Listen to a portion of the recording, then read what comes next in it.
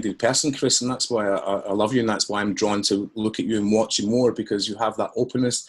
You've taken your time out to study yourself in self-development in an enlightenment sense. So you can understand what it is you're saying, and I can understand what it is you're saying, and I could stand by your side and we could argue that case. But when you've stopped thinking about something, you've left it with hatred, then every time you think about it again, you're going to begin with hatred. And I think the art of forgiving someone and being forgiven is something that's not really understood, even though like it's Christianity in its truest sense, maybe as well as Islam, is their truest sense is to be able to forgive, and to be forgiven is the basis of the fundamentals of the religion. It's the hardest thing for people to understand.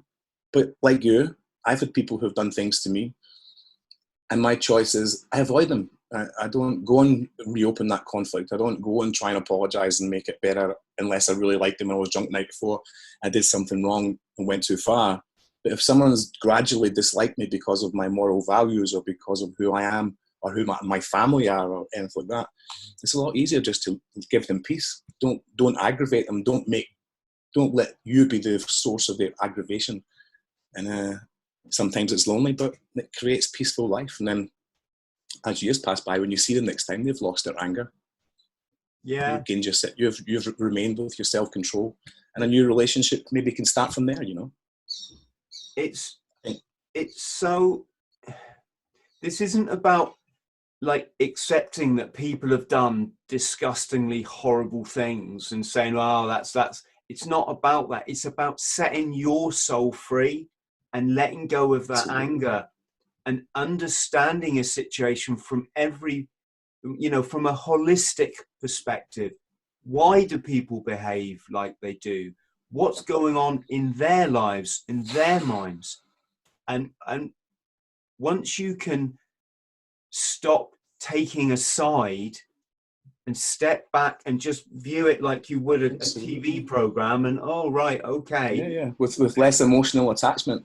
Yeah, exactly. And what you're doing there is for a start, you're lowering your own stress and your own involvement in something. And that, once again, Chris, you and I, we've been educated in this and practiced in this, so we can talk about this. But the hardest thing, and I'm going to recall one of my hardest times, the hardest thing when this rage is in you is very, very difficult. It's like stopping smoking. It's sometimes very difficult. I've done it many, many times throughout my life. Sometimes it's very difficult. Sometimes it's just like, oh, no, I'm not doing that again. And that's it. I don't do it again. Depending where your head's at is the way I think you have to approach everything, isn't it? It doesn't matter how much we know about some subjects, that other people have to jump onto that run of education. But when you're so angry, guys like me and you piss them off. Do you know what I mean? When I'm in the gym and I see someone going through a hard time, I'm like, come on, man, you got your head out of this. They're just like, fuck off, leave me alone, man. What are you talking about? What, you fucking righteous? I get called a preacher the other day. I'm a boxing coach, man. That's what we do. I'm telling you how to get out of your funk. And if you don't want to accept that, leave the gym, And that's pretty much how I operate. But let me go back to my anger, my most anger. I'd just come back from 5 years in Iraq. It's 2003. My ex-wife's left. Turmoil, as you can imagine, right? It's stereotypical. So, just for our listeners, did you say Iraq? I was in Iraq for 5 years, 2003 until 2008 as a contractor. Yeah. As a security contract, so carrying a Kalashnikov, protecting... Multiple weapons, yeah. My first role was in Al-Hila in 2003. I got there in July 2003. I was the second in command to, it's a tongue twister, the Coalition Provisional Authorities HQ in south central region of Iraq, called Al-Hila, which is spot on. It's the city where the ancient city of Babylon is. So that was my first job in Iraq. And I was there for 8 months. And then I moved up to Baghdad. I was the second in command of the Iraqi government complex, in charge of the security establishment of the government, but through all the national elections and the prime minister, the president, all these. It's a high profile job. I was there for a month or so, and then I took over the command of that. So I did that for a few years. And then I left that job, went back out to Iraq 6 months later, and spent the next year working for another company, running, looking after sort of VIPs, but also running a bodyguard training school in Baghdad. Wow. So by the time I left that, I've come home, and as many of these listeners will know, my wife had rifled all the money, gone away, left me in a situation within days of me being back, within a situation where I had no money. I'd just been 5 years in Iraq. And even when I wake up in the morning, I'd be happy to wake up in the morning. I remember I was happy I was not in Iraq, but then I would put my feet in the ground, and this rage of what just had happened and the deceit that happened over all the years and all these different things, which is personal, but all these different things that were going on in my life just created this rage inside me. And it took training 3 times a day and eating well and losing, I think, 20 kilograms in 5 weeks. I just went straight into training and isolated myself, didn't go meet anyone, didn't go drinking, just trained and became fit, wrote my first book, Fighting Your Demons, and really focused on not allowing what was going on around me to break what I'd created as I thought, an admirable character, a great leader, a crisis management consultant who would be engaged in conversations in crisis with generals and prime ministers of Iraq and stuff like that. So getting home, my main mission was not to be angry, but I could feel the anger, and it took me, hey man, that's 12 years later. It's taken me 12 years to say, hey, I think that anger's gone. But I didn't make that anger visible to the people who I love. Not all the time, at least. I'm sure there was a couple of drunken moments where I vented. Do you know what I mean? Yeah, but, that's life. Yes. So let's go back, because I'm fully aware this is your story, Denny, and I'm just I feel honoured to hear it, and I also know it's going to enrich my life, and it's kind of going to validate. It's just going to validate like who I am, and what I've learned over the years. So what can you?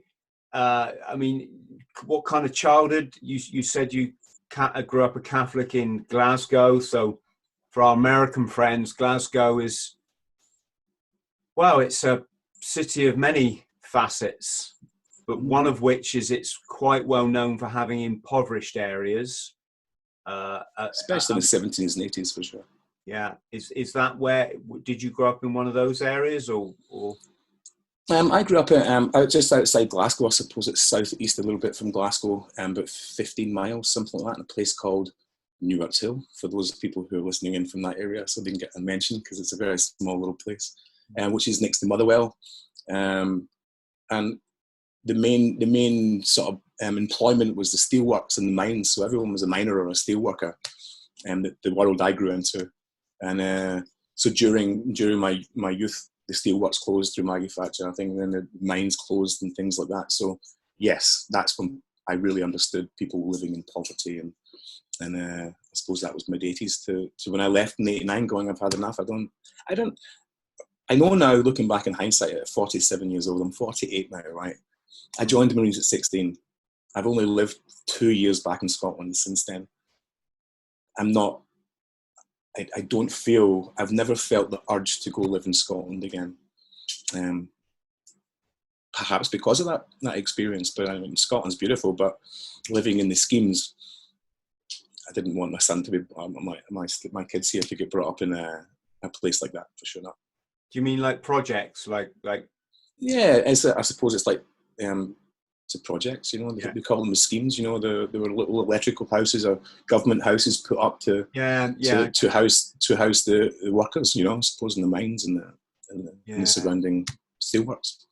So what have you been able to ascertain a driver behind why you joined up?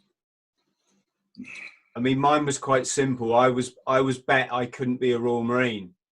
And yes, it's something like that, I suppose. My brother, who's 2.5 years older than me, we'd never really had a relationship. Even as a young kid, we've not spoken in a lot of years.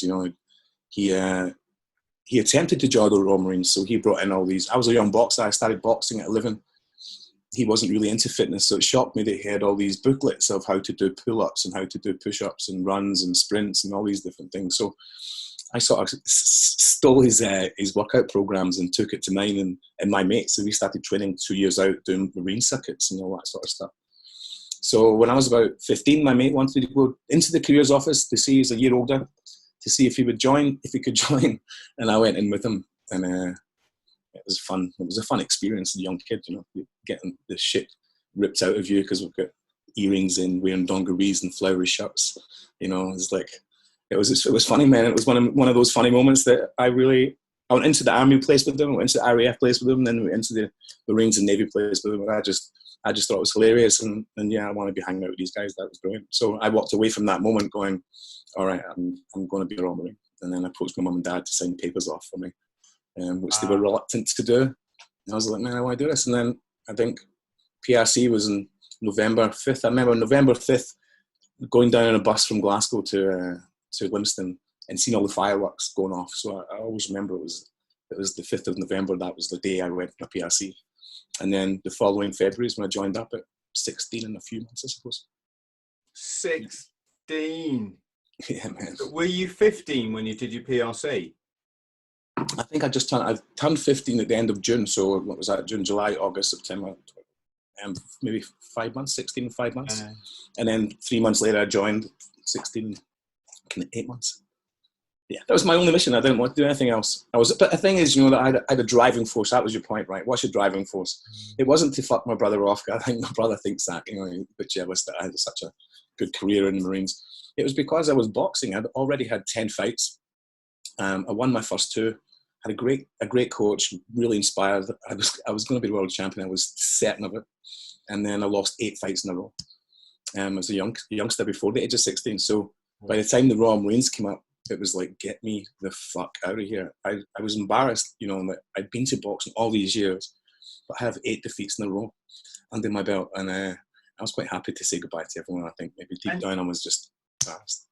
How was your home life? Was it stable? Was it happy families or? No, you know, no one likes to speak too harshly about their parents, and so before I say this, you know, I've made peace with them because, you know, it was a hard area. It was a tough area. Yeah. My dad was an electrician. My mother, and an alcoholic. My mother is still a manic, clinically depressed person. Never really got a chance to have a quality of life outside that way of thinking. So, you know, looking back in hindsight, I can understand their suffering. How they brought their kids up isn't how I brought mine up. They believed in corporal punishment and beatings. I don't, and haven't ever touched one of my kids, not one time. You know, not even a slap around the bum. You know, none of that nonsense. It was all about sitting them down, making them realise what it was and what they are doing, and devising some punishment away from their easy life they have, you know.